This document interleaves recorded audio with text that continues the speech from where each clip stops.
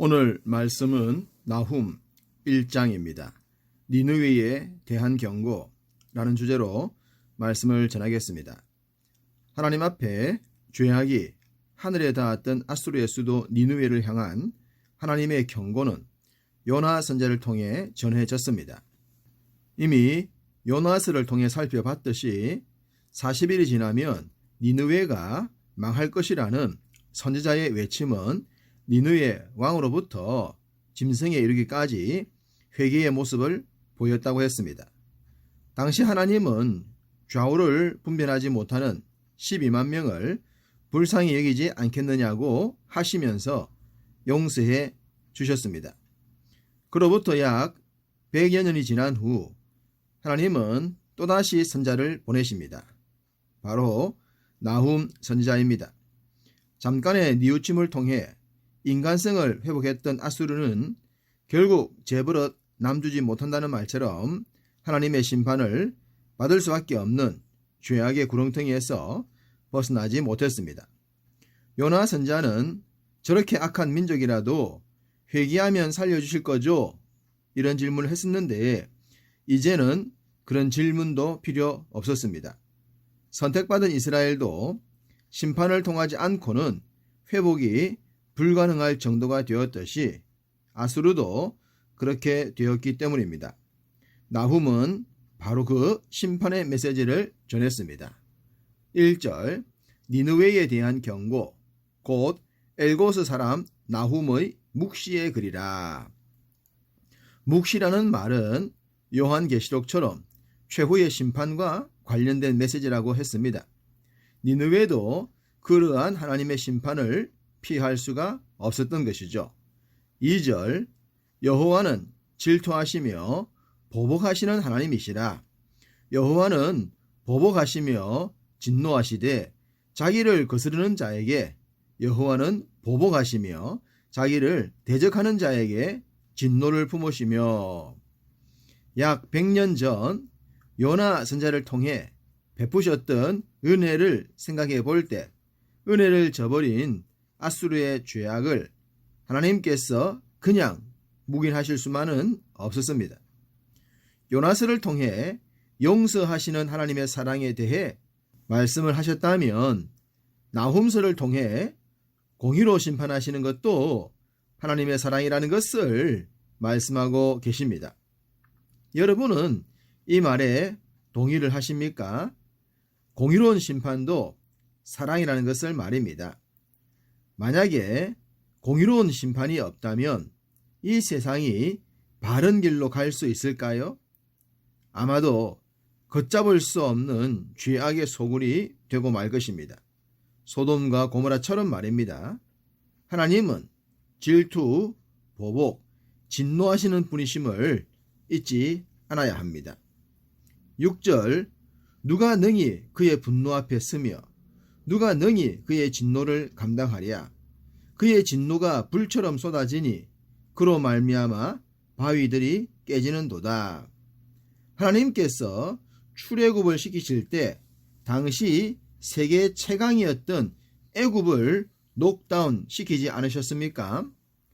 당신의 백성들이 나아갈 길을 막고 노예로 부리고 싶었던 애굽을 무너뜨리셨습니다. 그 일이 있은 후 애굽은 세계 역사에서 예전의 영광을 회복하지 못합니다. 하나님의 권능이 얼마나 무서운지를 보여줍니다.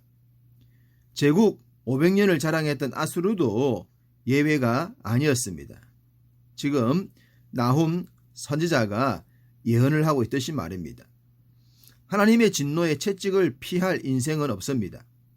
어떤 제국도 어떤 인생도 동일합니다. 그러니 우리 모두 겸손하게 공의로운 하나님 앞에 더욱 낮아져야 할 것입니다. 이렇게 무섭게 심판하시는 하나님이시지만 언제라도 회개하고 무릎을 꿇으면 사랑으로 품어주십니다. 7절 여호와는 선하시며 환난날의 산성이시라. 그는 자기에게 피하는 자들을 아시느니라. 요나 선지자가 메시지를 전했을 때 아수르는 참된 회개를 했습니다. 비록 할례받지 않은 민족이지만 자신들의 잘못을 깨달았을 때 하나님은 용서하셨습니다. 이것이 바로 만인을 향한 하나님의 일반 은총이지 않겠습니까? 믿지 않는 자들에게도 태양과 비와 공기와 자연계의 은혜를 주시듯이 말입니다. 더더구나 하나님을 믿고 의지하는 마음과 신뢰하는 믿음으로 회개하고 자복하는 자들에게는 한없는 은혜가 임할 줄 믿습니다. 그러니 완벽한 인생을 지향하지 말고 온전함을 향해 전진하는 삶을 살도록 합시다. 9절, 너희는 여호와께 대하여 무엇을 꾀하느냐? 하나님은 이렇게 물으십니다. 인생의 꼼수를 용서하지 않겠다는 말씀입니다. 인본주의로 물질 만능주의로 살면서 자기 소견에 옳은 대로 살기 원하는 것들에 대한 경고입니다. 하나님 없이도 얼마든지 바른 삶을 살 수 있다고 자만하는 내로남불의 인생들을 향해 질문하십니다. 너희들이 나를 향해 무엇을 할 수 있겠느냐고 말입니다. 한때 다윗은 하나님께서 주시는 거의 완벽한 은혜를 입었습니다. 그래서 그는 주를 향해 무엇을 해드릴까를 고민하다가 움직이는 성막을 움직이지 않는 성전으로 지어드리겠다고 했습니다. 그 누구도 상상하지 못할 엄청난 일을 하겠다고 했습니다. 그런데 그런 다윗에게 하나님께서 하신 말씀이 무엇입니까? 내가 나를 위하여 내가 살 집을 건축하겠느냐? 라고 물으십니다. 하나님께서 우리에게 주시는 은혜로 인해 우리가 하나님을 향해 무엇인가를 할 수 있습니다. 다윗이 아무리 좋은 것들을 완벽하게 가졌더라도 그 모두가 하나님께서 주신 것들이었음을 잊지 말아야 됩니다.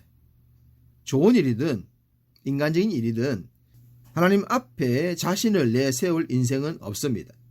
겸허하게 주의 뜻을 받들어 살겠다는 그 마음이 가장 중요합니다. 12절, 여호와께서 이같이 말씀하시기를 그들이 비록 강하고 많을지라도 반드시 멸절을 당하리니 그가 없어지리라. 인생들이 새겨들어야 할 말씀입니다. 인생이 아무리 강하더라도 하나님께서 작정하시면 당장이라도 없어지게 됩니다. 그래서 인생들을 향해 바람에 날리는 풀과 같은 초계라고 하셨고 흐르는 강물과 같다고 하셨고 금세 사라질 안개와 같다고 하신 것입니다. 인생의 진정한 가치는 창조주 하나님 앞에 섰을 때입니다. 그것이 믿음의 길입니다. 우리가 가고 있고 끝까지 가야 할 길이죠. 14절, 나 여호와가 내게 대하여 명령하였나니 내 이름이 다시는 전파되지 않을 것이라.